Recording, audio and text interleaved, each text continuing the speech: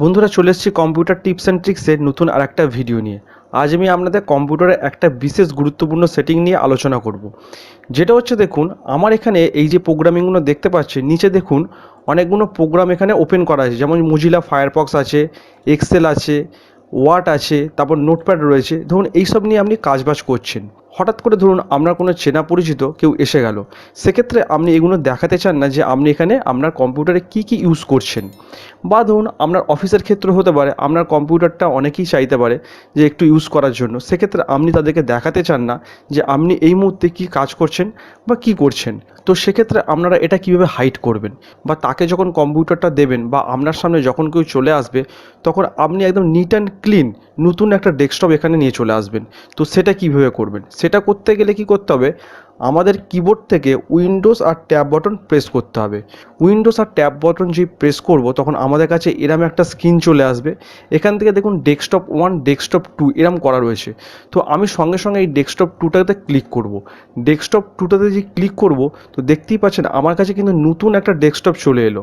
আর এখানে কিন্তু বোঝাই যাচ্ছে না যে আমার প্রথম ডেস্কটপ 1-এ কী কী আমি কাজ করছিলাম বা সেখানে কি কি ওপেন করা আছে, এখান থেকে কিন্তু দেখা বা বোঝা কোনোটাই সম্ভব নয়। তো আপনার কলিগ যদি চলে আসে বা আপনার চেনা পরিচিত কেউ যদি চলে আসে আপনার কাজ করার সময়, আপনারা সঙ্গে সঙ্গে উইন্ডোজ ট্যাব বাটন প্রেস করে নতুন একটা ডেস্কটপ নিয়ে চলে আসবেন।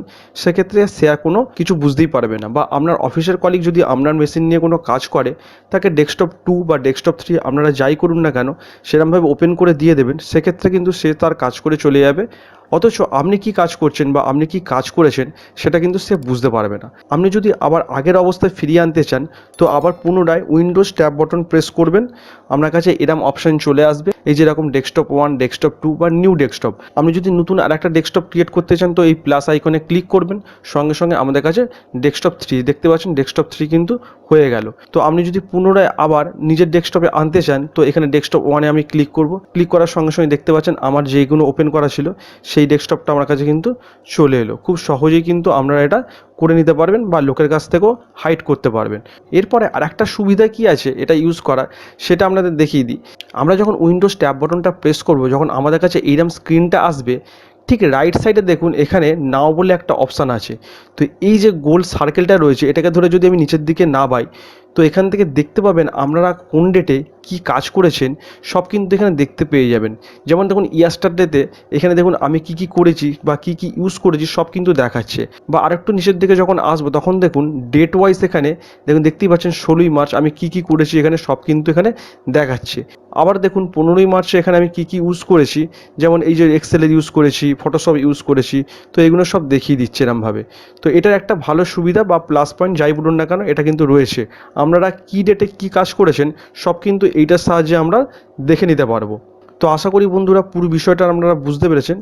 ভিডিওটা ভালো লাগলে আর ভিডিওটা যদি ইনফরমেটিভ মনে হয় তাহলে অবশ্যই চ্যানেলটা সাবস্ক্রাইব করে দেবেন, কারণ আগামী দিনে আমি এরকম computer tips and tricks, MS Word, MS Excel এইসব নিয়েই ভিডিও আনবো, যাতে আপনাদের দৈনন্দিন জীবনে কাজবাজ করতে অনেকটাই সুবিধা হয়।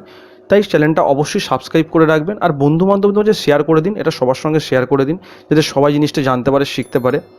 ভিডিওটা অবশ্যই একটা লাইক আর কমেন্ট করে দেবেন। দেখা হবে এরকমই কোনো পরবর্তী ভিডিও। ততক্ষণ পর্যন্ত ভালো থাকুন, সুস্থ থাকুন, ধন্যবাদ।